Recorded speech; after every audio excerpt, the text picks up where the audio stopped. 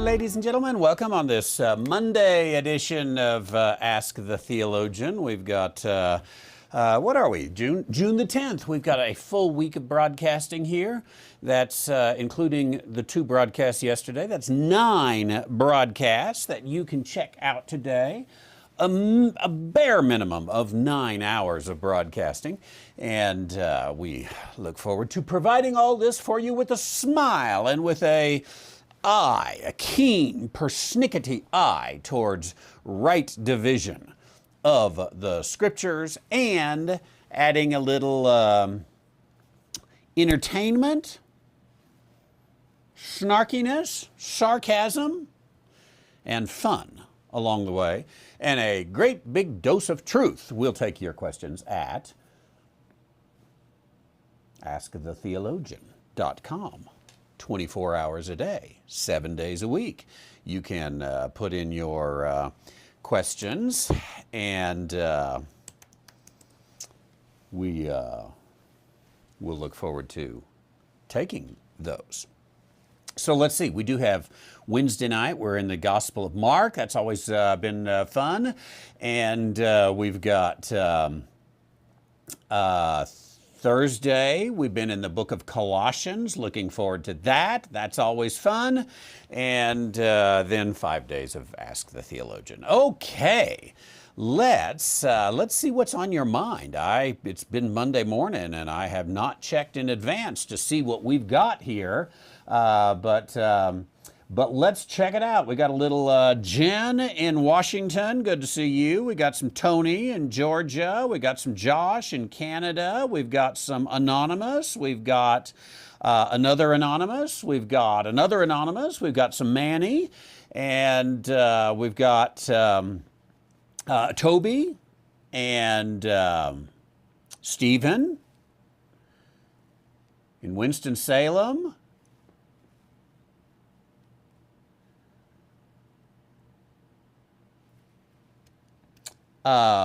Gerard,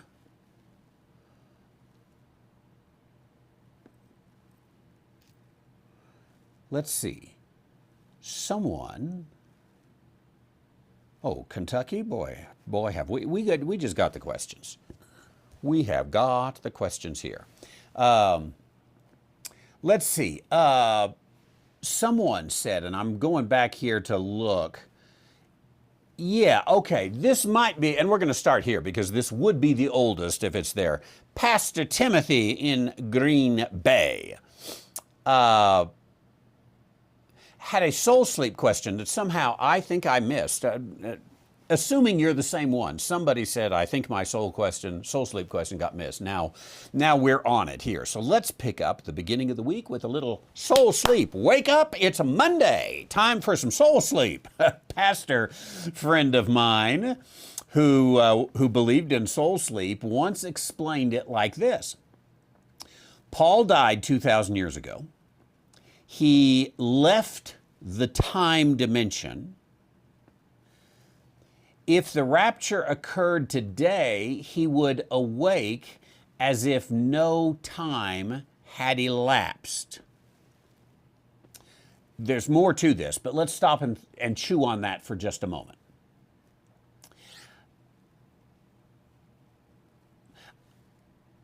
I've heard things not in the relation to soul sleep, but in connection to this, or in the same concept of being outside of the time dimension. And I'm not sure that I completely buy. I want to take the philosophical concept. Can you be outside of the time dimension? Let's not deal with whether or not it is soul sleep or not. Just can you be outside of the time dimension? Now, I may change my mind on this the more I study quantum physics. Quantum physics is a very interesting thing, and is there some ability there, or is quantum physics mostly things that people are making up? There is the question. So with that, then, we get the issue of, is it even possible to be outside of the time dimension? That is to say, is there a way in which Paul could have the premise 2,000 years ago he left the time dimension, at the rapture he comes back and no time has elapsed? Is it? It's so impossible for me to even word the question, or the word the concept I'm thinking. In heaven, God is not bound by time in the sense that you and I are bound by time. Shelley said the other day, she said something like, you need anything? And I said, yeah, 15 days. I just need 15 days, that's all. And often I have said, I wish for 1 week the entire world would stop except me. I could keep going. I could be caught up but the problem is I can't, because I keep getting new stuff. So I just need the whole world to stop, let me catch up, and then we'll pick back up. Now, obviously that's an impossible thing. Shelley cannot gift me 15 days. The world cannot stop so that I can have 7 days to catch up, whatever it is. Can that happen in the heavenly realm versus the earthly realm? In the heavenly realm, I can certainly see how there is not the time crunch like we've got in the earthly realm. I assume in heaven the sun does not set.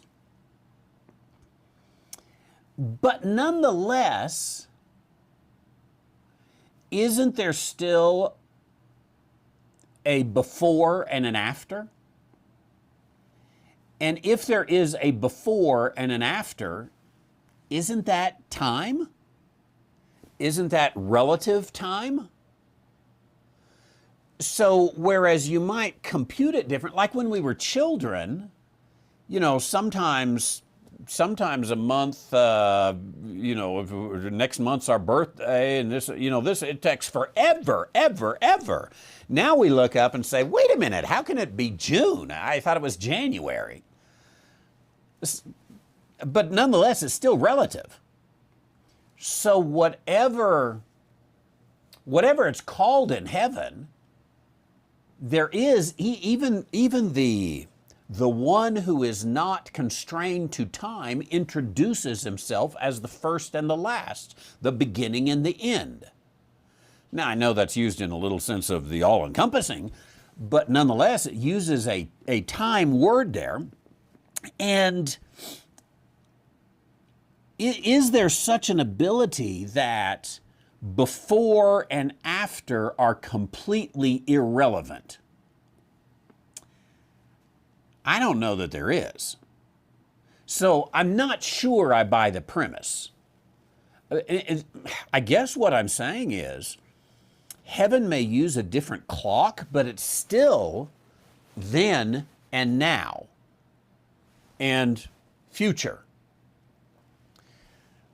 Even, let's go to the altar under the throne room of heaven. Revelation 4:5 gives the throne room of heaven. Get into chapter 6, I believe it is, perhaps 7, but I believe it's chapter 6 of Revelation. And you have the souls under the altar, and what are they saying? How long? How long until you avenge? So if those martyred souls have a connection to time, and they're saying back then there was an offense that has not yet been rectified, how long is it going to be? They seem to be in a time zone of some sort. So is the premise good? So the pastor friend says, okay, he believes in soul sleep, and he explains it as 2,000 years ago, Paul left the time dimension. That's where I want to question it. Can Paul leave the time dimension? Maybe you could even say, if this is heavenly time, and this is, I'll tell you what, here, maybe I've got there we go. I happen to have 2 rulers here because I've got one of everything on my desk. And if we, how do I do this here? Let me try not to do this upside down. There we go. Okay, now, the metal ruler is the heavenly time, and the earthly ruler is the wooden one. Even if when Paul leaves, and here he comes back 2,000 years later, even if this is on a different scale, let's flip this over and get the metric scale there. Shouldn't do that because the metric scale is based upon earth, not upon God's decree. But anyway, okay, it's a different time. Or even if you keep it, but you say, well, actually heaven's over here. And so he actually left at this number and comes. It seems like you've got a first and a last. You've got a how long. You've got that there really is not an escape from the time dimension. Now, again, there's no pressure on time in heaven, but that's very different from there's no time dimension. Now, this is a philosophical concept. We are bound to time, and maybe it's only a mental thing, and that there are people whose mind can get them out of that and say there is no time dimension there. I think, let's say you take away aging there. You take away the second law of thermodynamics there, and so there's no decay, some of the things that you would associate with time, but there's still time. Do you have conversations in heaven to say like, hey, you remember when we went up to the throne room of heaven and we saw blah, blah, blah, there's this time thing going on. I think. So anyway, all of that to say, I want to question the assumption that he left the time dimension. He may have gone to a different time zone. He may have gone to a different calendar, to a different clock, to a different time value. But it seems to me you've always got a time. For example, Paul died 2,000 years ago. He went to a different time zone, to a different dimension. He left the time dimension. But could we talk to Abraham and say, hey, tell us what that place was prior to Paul's arrival? You say, yeah, I got this zone of what you all would call, 2,000 years nearly. I've got that zone that I can tell you about prior to when Paul got here. Seems like a time dimension. I'm simplifying some things with Sheol and whatnot, but let's leave that out of the matter and pretend like we're all millennialists just for a moment. And you've got Abraham was there before Paul. I don't know. Seems like Robert gives a comment here. Wouldn't going to a higher dimension still include the time dimensions, so that there would be more dimensions, not fewer? That sounds reasonable. I'm just not sure that if you have space, that you can, let me say this differently. Can you have space without having time? Now, maybe heaven is out of the space dimension too. In which case, again, it is far beyond what we can comprehend. And if it's far beyond what we can comprehend, then we can't say, well, he left the time dimension 2,000 years ago, and so he's raptured as if nothing. I mean, we're assuming some knowledge there. Okay, but let's go on about this particular pastor who believes in soul sleep. In 2 Corinthians 5:8, Paul says, we are confident, I say, and willing rather to be absent from the body and to be present with the Lord. Now, in the comment here, Paul uses the word willing rather. What do those words mean? Is there some that would be, let's see, is there some that would be, but he is willing rather? I think that is, could you be not willing, rather. Does it relate back to verses 1 through 4, where he speaks of a time when he will be naked, without body, without tent, waiting the day that he will receive his new body? 1 Corinthians 15, 51 through 53. I'm not a soul sleep person, but as someone who has preached many funerals, it's always amusing to hear how believers describe their loved ones in heaven. They're going fishing with grandpa or going to a park with a child who had already died. What sayest thou? You got your King James right there.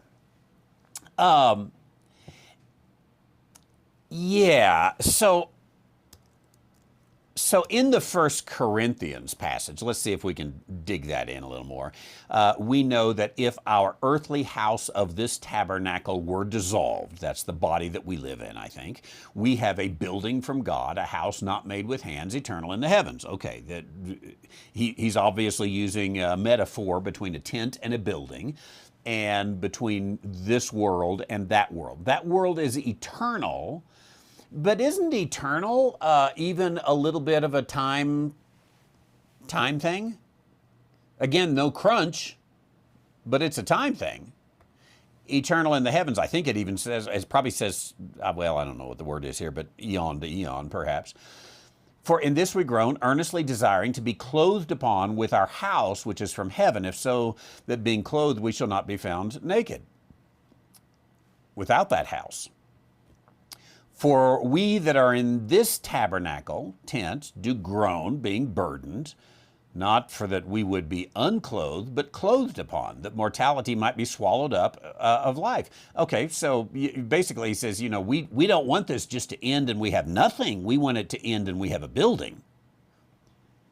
Now he that hath wrought for us the selfsame thing is God, who also hath given us the earnest of the Spirit.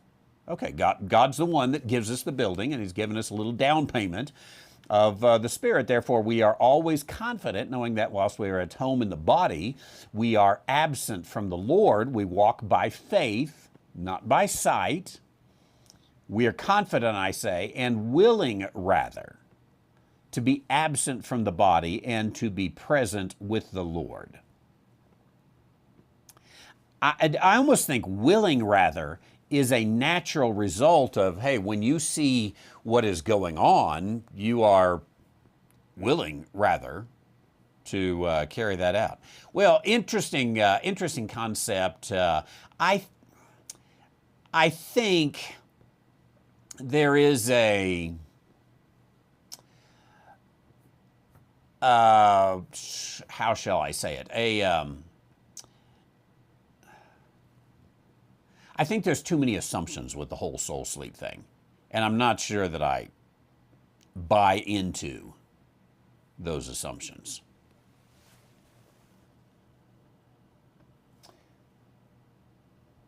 Here's another time question from Kentucky Valerie. I'm having a difficulty with the everlasting gospel. I say that's a time question because it has the word everlasting.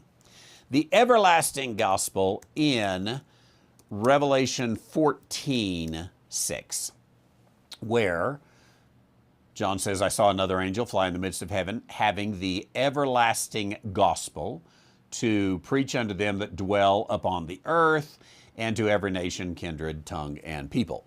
Okay. Valerie says verse 7 seems to define it as fear God and give glory to him. The hour of judgment is to come. Let's just abbreviate it right there. Worship him that made heaven, earth, and sea, the fountains of the waters.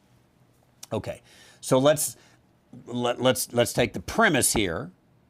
Let's see if the premise is right. Verse 7 seems to define the everlasting gospel as fear God and give him glory. There's the most abbreviated position. There's a little bit of assumption here that we need to question.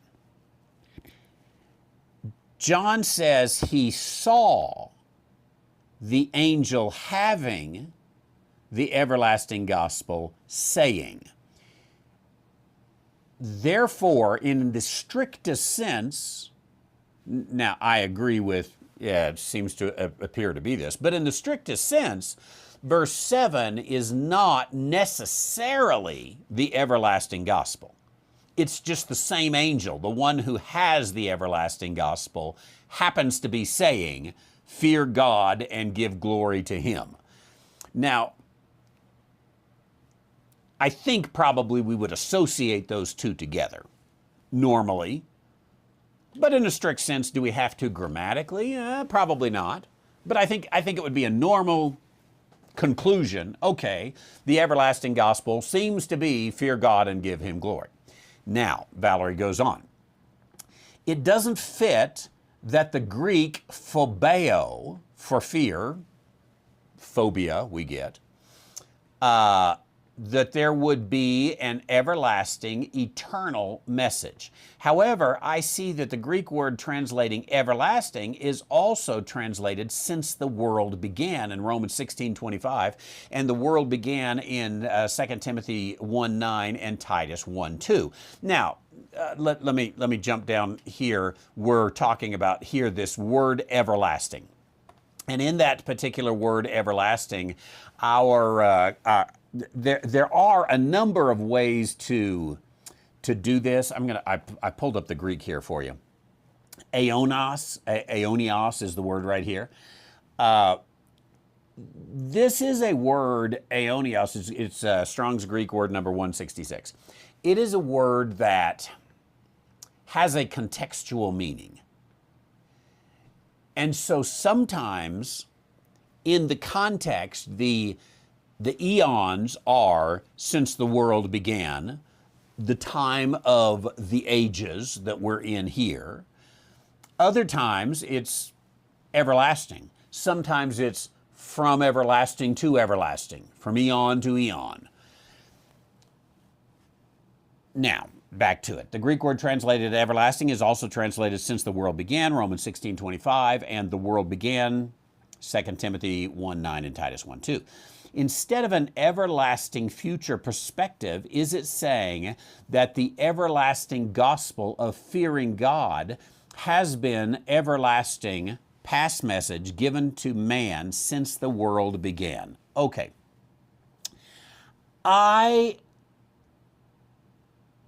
Here's what I think. Let's go with the premise, fear God and give glory to him is the everlasting gospel. That's what Adam was supposed to do. That's what the last man on earth is supposed to do. However, John writes to the Jewish people with no message to the body of Christ. That's my perspective. John, the Apocalypse, the Revelation is a completely future document. Therefore, he does not mention that the everlasting gospel was put on hold during the dispensation of the grace of God. Now, is that the gospel today? Fear God and give glory to him. The hour of his judgment is come. Well, the truth is the hour of his judgment is not come. It's not going to come until the day of judgment, which is going to be after this realm that we're in. So is there a sense in which the gospel of grace, the Pauline gospel, is separated from time in this sense, and that time itself is divided between the everlasting before and the everlasting after, and this is a temporary, different experience? That's one way of looking at it. Another way of looking at it is you can say, well, there's a sense in which the way you fear God and give him glory today is by placing your faith in the death, burial, and resurrection of Jesus Christ, and bringing that out.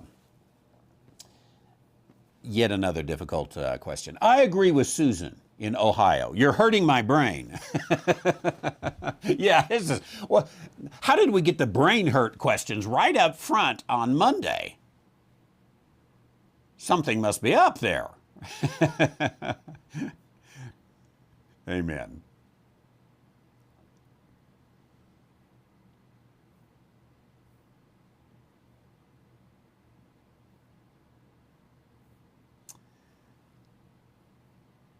After the weekend, I get lots of comments.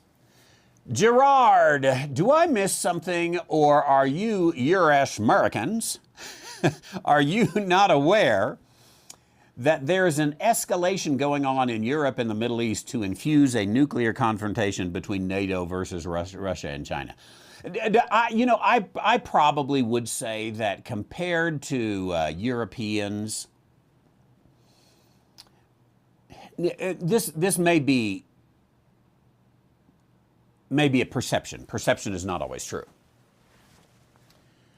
But compared to Europeans, probably U.S. Americans are less aware of global realities.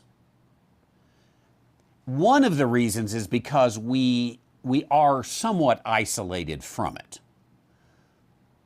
We can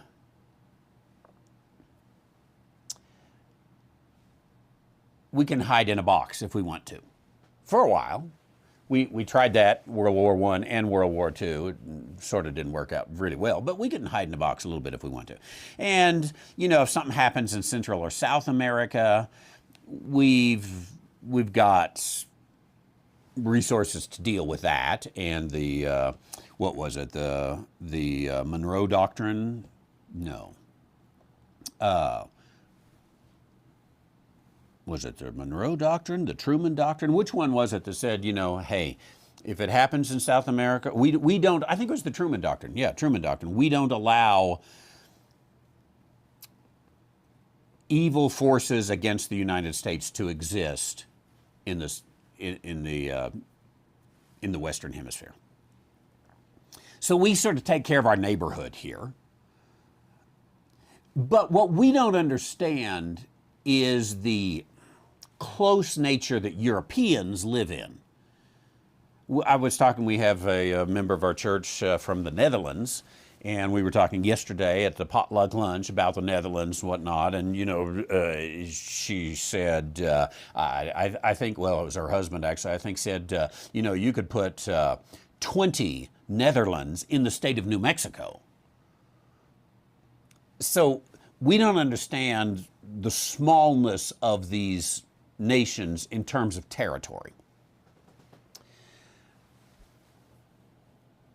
And the way that there is such a domino effect on what happens.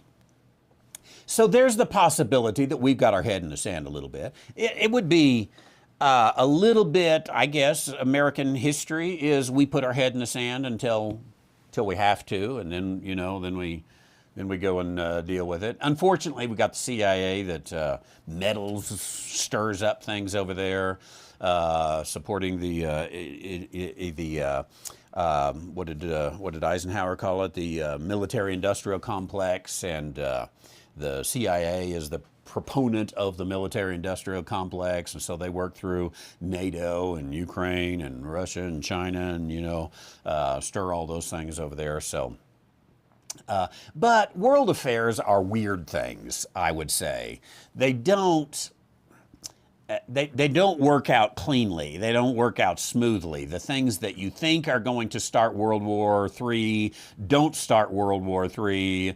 The thing that will start is like, whoa, I didn't see that one coming, until they write the history books, and then you see it coming.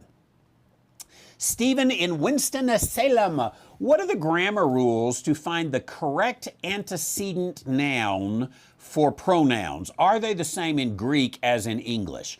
No, kind of, sort of. How's that for an answer there, Stephen? In Greek, the good thing is that Greek, and you could find this in any Latin-based languages and beyond Latin-based languages, You can find it in languages that have gender built within the language, male and female, masculine, feminine, and neuter. We, for the most part, do not have that. There used to be that in English, actually. By the way, Old English had a little bit of that in there, but it's completely gone now.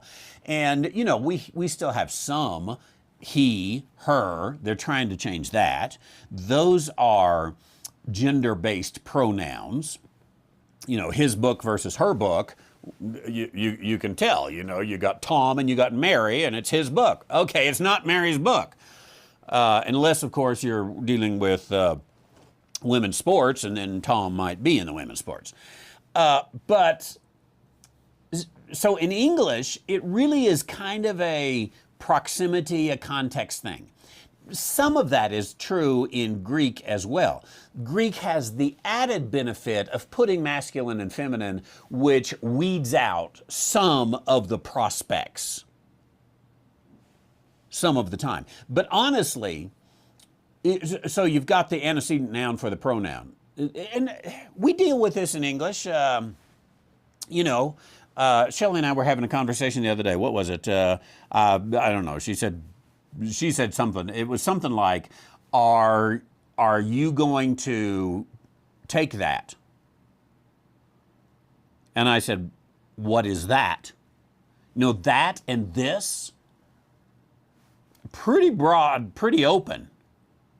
We have a difficult time, and sometimes we have to stop the conversation and narrow. That what? This what? Help me out here. Now, at least in the gender-based languages, there's a little bit we can bring it down to, oh, you mean that masculine thing, so it can't be this feminine thing. It helps a little bit, but it doesn't completely solve it, because you might have two masculine things or whatever. And then it becomes the same rules, and that is, a lot of it is proximity, a lot of it is context. So the answer is, what are the grammar rules? It's like every other grammar rule. They're really not any. That it is contextually based, which means you always do have some degree of interpretation. You know, what would be fun sometime, just to show the ability here, and this would, it would go a little bit into the realm of stupidity, but take a half-hour broadcast sometime, and let's take Greek or English, and let's say, oh, what if we made this assumption and then interpreted that way? And just go into the frivolous even, just to show, hey, you can do this. Language really does allow a lot more leeway than we would like it to bring. I've been listening to a book on how they developed the Constitution of the United States in the Constitutional Convention that took place in Philadelphia, 1789. And, you know, they haggled over words a lot to try to get what they wanted. But then there's a section on there about how some areas of the U.S. Constitution are tremendously broad. For example, about the Supreme Court, the book proposes that the Founding Fathers would be appalled at what the Supreme Court does today. For example, even, and this has changed within the last couple of years, the issue on abortion. The book was written prior to the overturn of Roe versus Wade, but they would be appalled that the Supreme Court would make a judgment on that. Basically, the Supreme Court made the law. The founders would have said the legislature makes laws. That's who makes laws, not the Supreme Court. The Supreme Court, probably in their mind, only said, no, you got to go back to the drawing board on that one. Can't do that. Didn't bring it into this, you know, legislating from the bench. Now, I bring that up to say there are some areas in the U.S. Constitution which have a broad interpretation. What does this mean? Okay, well, we can go with this. And you can do the same thing with the Scripture. If we had a Supreme Court on the Bible, oh my, would that be scary. So it'd be fun to take a few passages and say, let's be as ridiculous as we can, but get something that grammatically really is possible. And there would be a lot in there. Because rules of grammar, as good as they are, and as helpful as they are, are not as solid as we think they are. And I agree there with Robert. The thing is, our Bible is in English. those are grammatical rules we need to know. And I would agree. And I think and I've talked about this lately, and I need to look it up and solidify in my own thinking again. The difference, for example, between that and which and some of those things. If we knew our English grammar well, it certainly would help us. And we would know if a guy's making a grammatical argument that doesn't really work. If we knew our grammar, we'd be able to work against that. So I completely agree with you. You can totally do this in the English language. Excellent. Speaking of World War III, is World War III before or after the rapture? Toby in Duncan, Oklahoma says, I would say, I'll tell you later.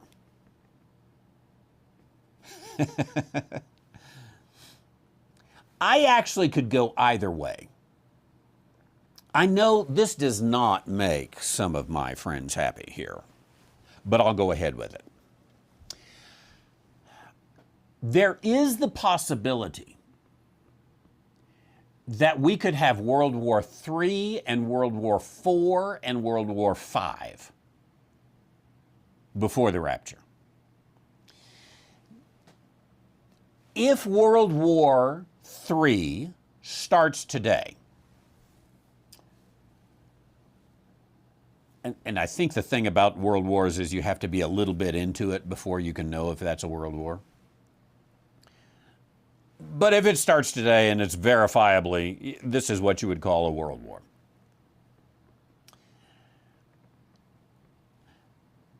Buckle up, here I'm going to say it.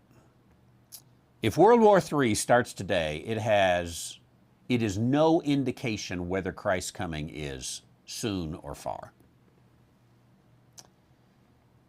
It is an indication we've got yahoos in world leadership.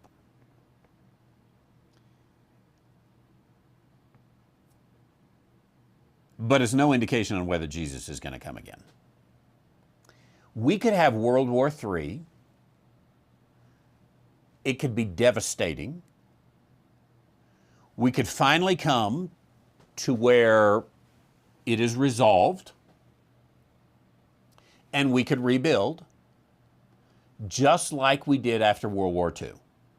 I wouldn't say after World War I because in World War I we did a miserable job putting things. We just delayed the end of the war to 1945, 6, whatever it was.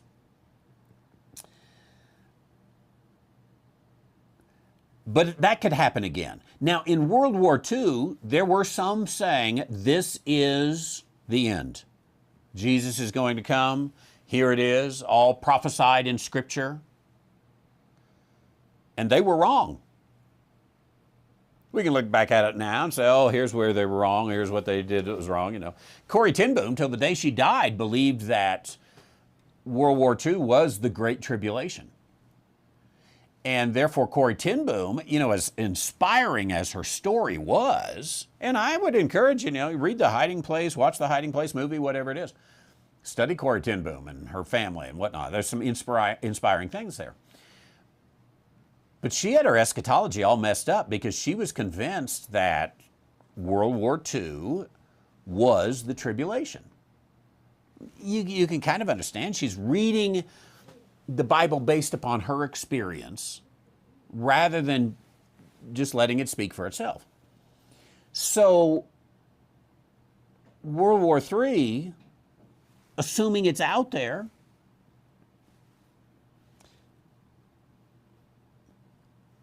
does it have to be out there? No. There's a few options to war. One,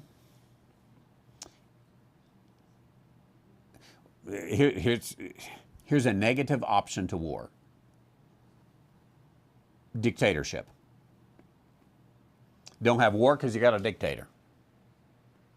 And he's powerful enough, or she, or it, or they, powerful enough to control the forces of the world. Nobody goes to war against the dictator because they would lose. In which case there's no World War III. That's an option. An option is, you know, as Truman, was it Truman? Speak softly and carry a big stick. You've got a number of options that could come about. Another option is, hey, we got to have a war to take care of this. By the way, if we have World War III, or any war for that matter, I would say be in it to win it. The thing, even FDR knew this. FDR shocked Winston Churchill. Winston Churchill was a pretty good warrior. But after one of the conferences, I don't remember which one it was, where the three of them got together. After one of those conferences, they had a little news report. And FDR, he was asked a question about the end of the war, and what's the criteria for ending the war? And FDR just blurted out, unconditional surrender. Even Churchill at that point, you can't say that. Unconditional surrender? You know, they were like, okay, just get Germany to behave over there and stay, and they can do their stupid things in their borders if they want. And FDR, no, unconditional surrender. He said that for the Germans, he said it for the Japanese. And that's why things were pretty well cleaned up afterwards, because both of those countries had unconditional surrender. If you're going to have war, do it for unconditional surrender. So, World War III, it might happen. I hope if it happens that we've got a president who will say, unconditional surrender, we're gonna clean this thing up as quickly as we can right now so we can get on with business. And the Lord may come back. His return, the rapture, is imminent. That means there's no signs for it. So it could be before, it could be after.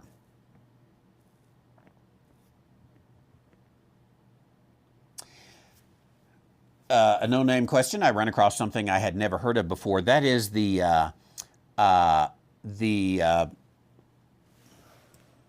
excuse me while I look up a word.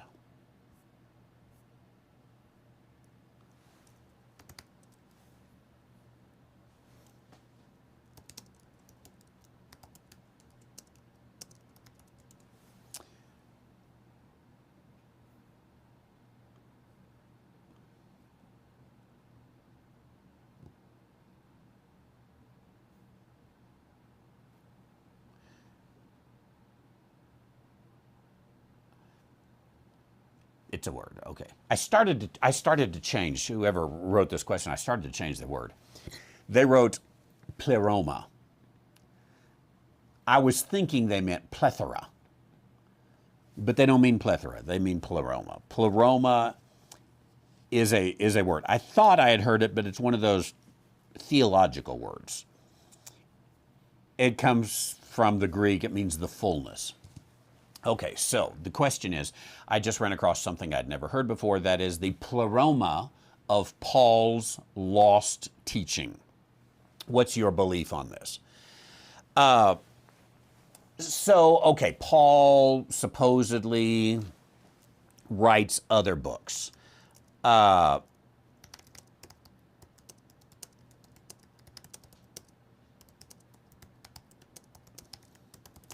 I believe there's one to the Laodiceans. I'm checking.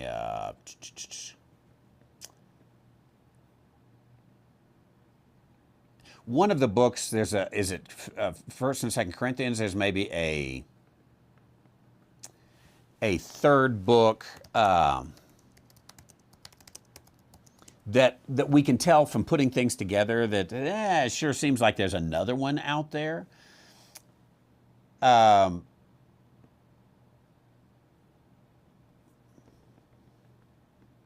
having a hard time finding a good source here.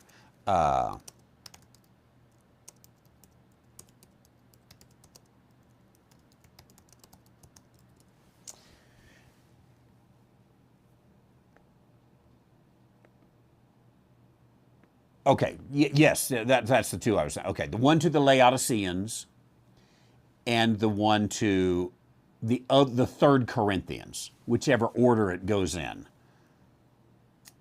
are supposedly out there.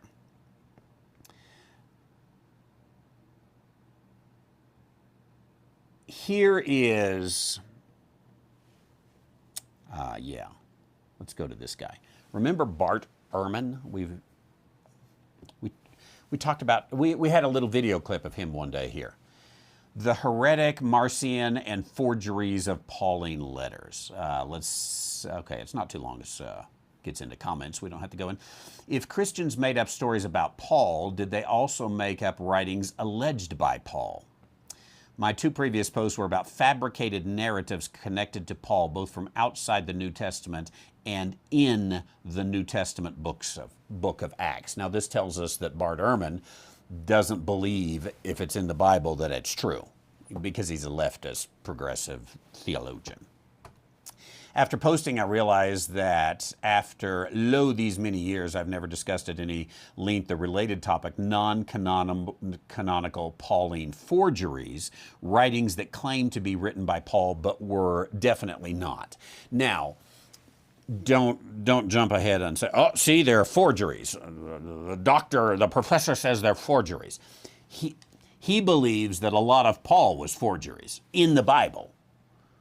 So I wouldn't take his word on the other stuff. I leave out the consideration here of 6 disputed Pauline epistles of the New Testament. See there? He does not believe in the inerrancy of the word. He says Ephesians, Colossians, 2 Thessalonians, 1 and 2 Timothy, and Titus are disputed. There are very good reasons for thinking none of these were written by Paul either. They all, of course, explicitly claim to be, which means the Bible lies. But I've dealt with those before. And it gives some links there if you're interested in that. Here I'm interested in the less familiar writings. Oh, I see. We got to pay $2.99 a month. Let me just put it this way. Bad theologians always charge you. I'll just take that as a given. Good theologians are like Volvo when they patented the 3-point seat belt, and then they said all automakers can have it. They do not have to pay us for using the seatbelt because it will save lives. Good theologians are like Volvo, bad theologians, I'll say across the board, they're going to charge you for their stupid content. And furthermore, you can find Bart Ehrman garbage out there without paying for it. Why would anyone want to pay $2.99 a month to read what Bart Ehrman has to say? I'll go Pauline on that. Give as a man is purposed in his heart. If you like our ministry and we provide some good stuff, you know, there's a donate button. Give when you want, however much you want, whatever. Or if you can, just take it, use it, enjoy it, preach it, promote it, spread it. It's all good. Now back to it. Obviously Paul wrote some stuff that is not included. I'll even go with 3 Corinthians,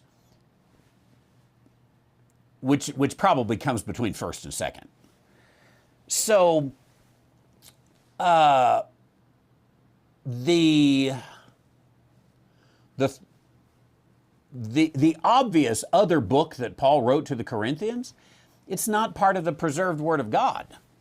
Paul wrote grocery lists, probably. I bet Paul wrote, what he needed to pick up at the hardware store when he was building a tent. He probably even, wrote measurements for a tent, and God didn't preserve that for us. It's not part of that which is inspired. So did Paul write to the Laodiceans? Maybe so. Would it be kind of interesting if he did? Maybe so. If we discovered it and unverifiably this is Paul's letter to the Laodiceans, should we change the Bible? No, we shouldn't. I think that we've got the received text. We've got what the church, has always said. Hey, this is good. This is trustworthy. We can take this. This is the complete Word of God. So, for historical intrigue, yeah, it'd be kind of interesting. Beyond that, I'm not all that big into it.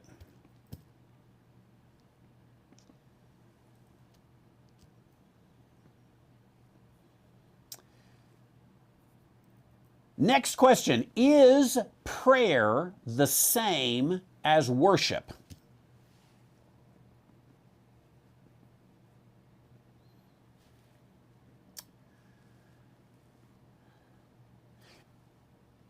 We would have to come and define the word worship.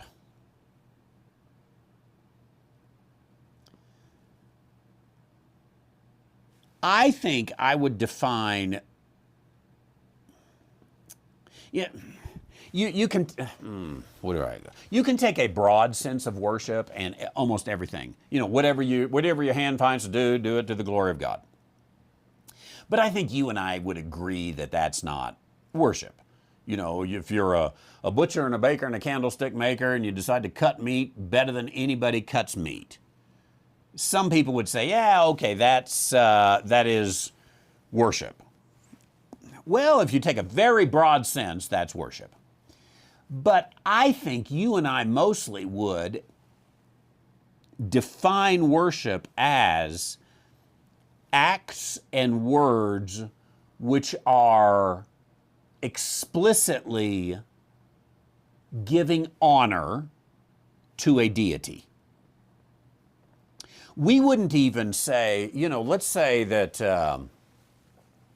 I don't know, there's maybe there's a Donald Trump rally.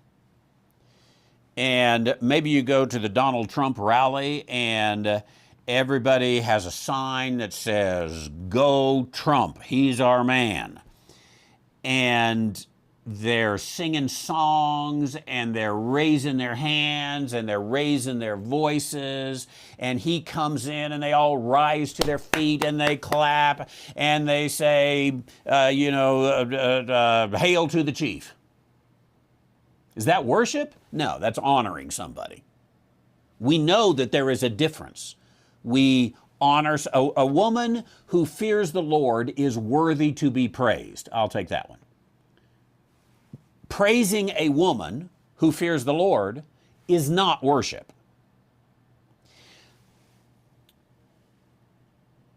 We might do it in a worship service.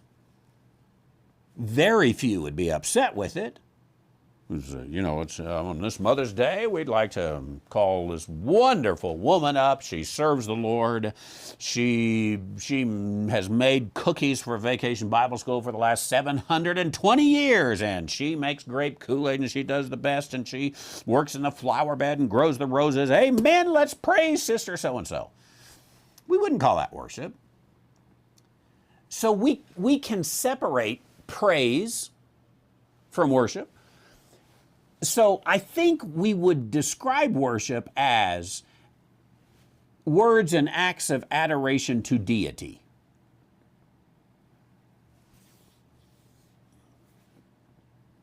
I'm not even sure I go into the preaching is worship thing. I know this is what the big box seminaries teach us. The preaching is the worship, the music is the worship, it's the worship service. We probably call that out of habit. There's probably some worship that maybe does take place, but worship really is an act or a word that is honoring and praising and directly serving a deity. Not even indirect. I'm doing this for the Lord. That's not worship. That's something you're doing for the Lord, a service. I'm not one that wants to take worship and make it everything. And that's Evangelicalism seems to want to take everything as worship.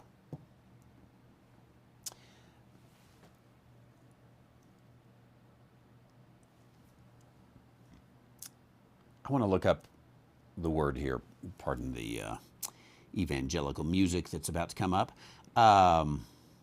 Does Paul use the word worship? What does Paul say about worship? We care about what Paul says. So we're going to look up worship in somewhere. I think I've got Pauline epistles. I'll show you the search result. There it is. King James Bible, all Bible text, all verses in the, oops, that's pastoral epistles. I meant to say Pauline epistles. Pauline epistles. Okay, we got 3 worships. There we go. I was surprised there were none, but that's why. 1 Corinthians 14:25, and thus are the secrets of his heart made manifest, and so falling down on his face he will worship God and report that God is in you of a truth. 1 Corinthians 14:25. We obviously would want to get the context, but that's what we would think of as worship. Falling down on his face, he will worship God. Philippians 3:3, we are the circumcision which worship God in spirit. Now, which separates out a group of the circumcisions, not the totality. The segment of the circumcision which worship God in the spirit and rejoice in Christ, and they have no confidence in the flesh. Worship God in the spirit, lowercase s. Again, I think this is the kind of thing we would say, okay, yeah, that's worship. Colossians 2:3, which things have indeed a show of wisdom in will worship and humility, neglecting the body. Here he's using it in a negative way. Will worship. Desire worship. Acts of devotion where acts of devotion shouldn't be given. So, to come down to it, is prayer the same as worship? I'm going to say no. I'm going to say you could pray as you worship. Prayer might be the words that are coming out of your mouth, words of adoration, words of worship, or songs, whatever it may be. But prayer, Lord, give me wisdom. Lord, help me to have some insight as I study the Word. Help me to get my grammar right. I didn't do so good in 6th grade grammar. Help me to, not mess this up. I don't think that's worship. I think that's prayer. So I would separate the two. Now, I'm kind of persnickety on that. Could you take the broad base and say, oh, no, worship is worship, and preaching is worship, and prayer is worship, and offering is worship, and the greeting time, that's worship, and the potluck lunch afterwards, that's worship. That's kind of what people want to do with it today. In evangelicalism, at least I see it that way. But probably worship is more when I lift my hand and heart to the Lord and say, here it is, it's yours. I bow down at your feet. I honor you and I praise you. Great is your holy name. I'd go more with that as worship.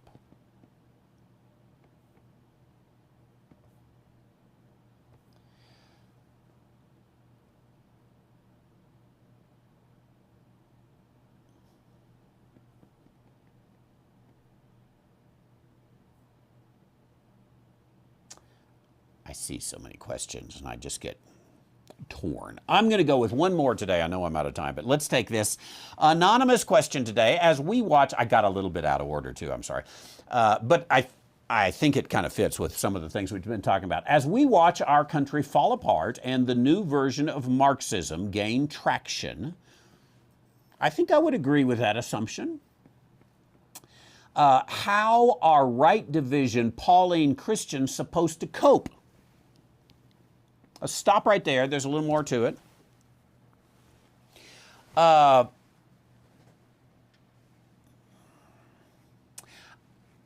kind of wonder, well, I guess I did it a long time, but how do you cope when you're not a Pauline Christian? But being a Pauline Christian is difficult. It's an added difficulty because you have separated yourself from, in many cases, you've separated yourself from the theology of your local church, from the theology of the Christian community, from all the things that you used to be blessed by, even in your family and your discussions and whatnot. There is a separation that Pauline Christianity brings. And that does make coping a little more difficult. Although there's the truth also in which if you believe you are grounded in truth, that is a coping mechanism in and of itself. Let me add to this before I go into what the writer has said here. There is a degree in which I think we can honestly say some people have better coping mechanisms than other people have. And it probably has to do with how much you internalize and how much you take, how much you own. And I'm honestly one that says don't internalize a lot of stuff. You'll be better off. If you have to fix everything, or if everything's about you, or I've met people along the way, and you have too, and this is more true in junior high and whatnot. But sometimes we meet someone who is convinced that every time somebody says something, they meant it about them. Everything doesn't have to be about you. So what I'm saying is, in order to cope, I think Paul says, for example, we had the World War III discussion. There's a sense, and maybe this is pie in the sky, but there's a sense in which it's not my problem. I don't have to stop World War III. Obviously, I want to be educated, I want to help others and whatnot, but I got a Bible study to do too, and I got Vacation Bible School to get ready for. I gotta own the things that are mine. So coping a little bit is to say, I don't have to fix everything. I wrote the book on evangelical garbage, but I was watching a little video today on the Orthodox, Eastern Orthodox. I don't have to fix the Eastern Orthodox. I can't even fix the Catholic. So train your mind to only worry about your stuff, I guess. And I think Paul can help us with that. Everything's fallen apart around us. Do I have to fix it? Maybe not. Maybe I can talk to my, one person at a time and hopefully make something up. Let me go on. The lost Christians, evangelicals, I'm quoting, simply purchase more wall plaques. I love that. That deserves a bell. The evangelicals simply purchase more wall plaques that have scripture verses like Luke 1:37. I want to see what that says. Luke 1:37. Oops. For with God nothing shall be impossible. Yeah, that's how you cope. You put Luke 1:37 on a plaque. There you go. Or God's got this, put that on a t-shirt, on your bumper sticker or whatever. God's got this. Remember that God is in control. Ignore everything that's happening. Okay, you got some good points there that evangelicals do tend to cope by hyping up the situation. In some ways, the author of the question says, the Right Division Pauline believer is not as well off as even the standard evangelical, given ignorance is bliss. But they will not be blindsided and completely let down in the end. But until something happens, they seem to be coping with the destruction that for our country better than I am. Okay, now here is a point that evangelicals can put in a and the more you go towards a charismatic issue, perhaps this is even more true.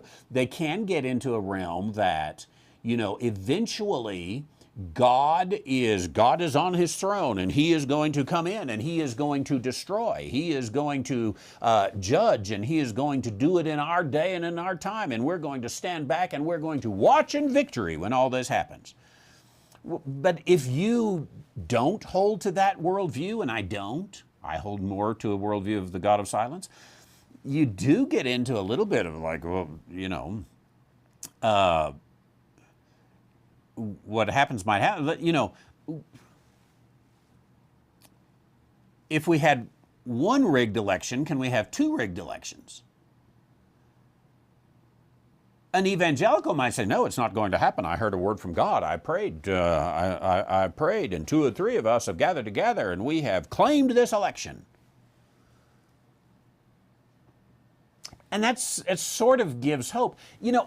I've seen this when somebody is with a loved one who is dying, and they don't want that loved one to die, obviously. And I have seen occasions in which they come with this tremendous confidence. God has given an assurance in my heart that this is going to come out fine. They're going to be healed. They're going to walk out of here. I have this assurance in my heart. It's a coping mechanism to do it. And usually when that happens, by the way, is not to say, oh, let me tell you about the silence of God. God didn't give you that word. There's a time and a place for everything. So I usually say something like, that's exactly what I'm praying for.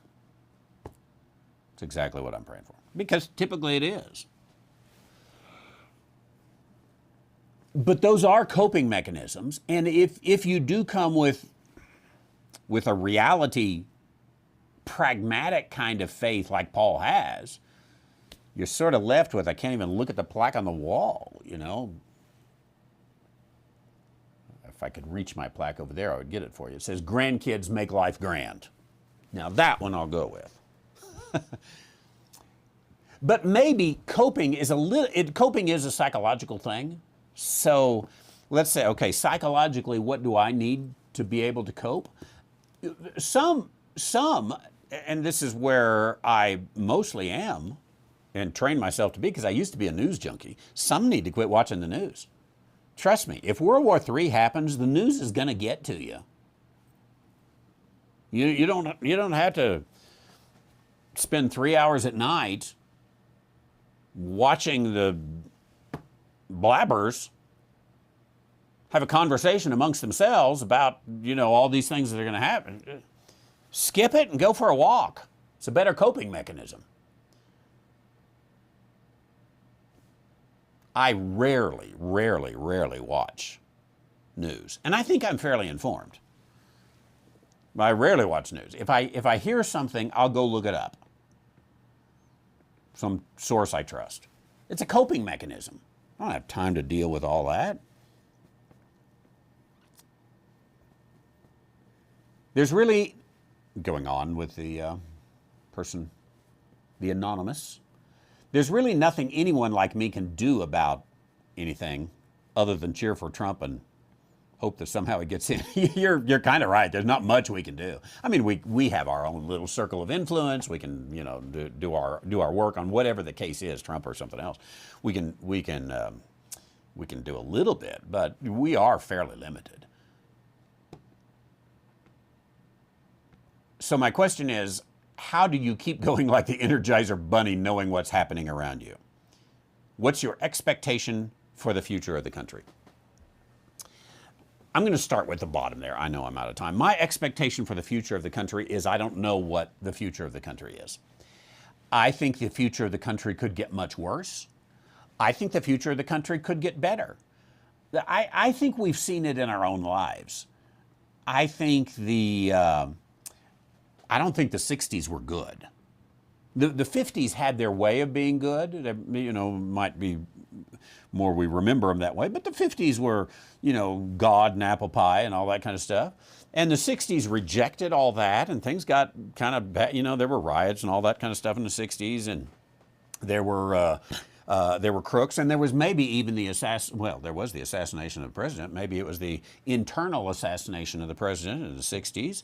And then you've got, an illegitimate president there that maybe was behind it all, who knows, and was a scoundrel. And then you got Richard Nixon, and you got Watergate, and you got the way that was all cooked up to accomplish what they wanted. And then you got Jimmy Carter. 60s and 70s really weren't all that good.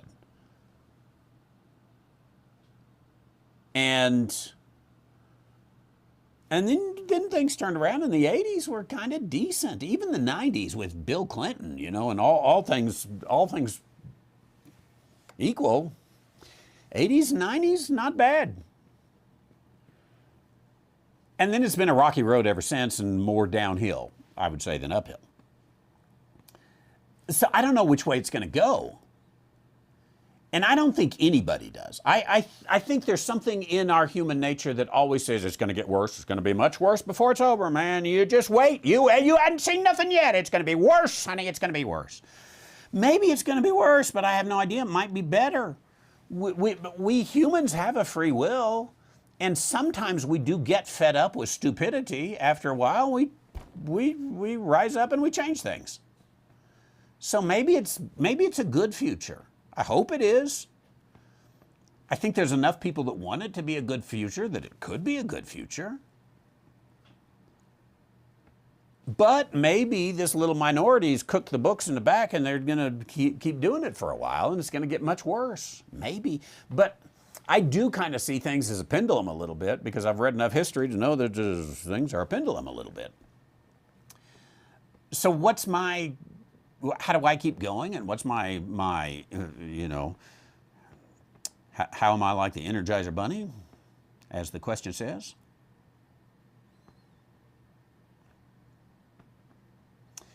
I don't internalize most of it.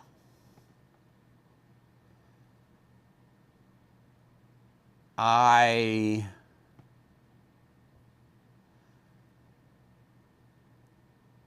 walk away from it when I need to. I ignore it to my own detriment when I need to. It's a coping mechanism. I fix it later. I fix what I have to. I get out in the sunshine. I go for a walk. I sit out.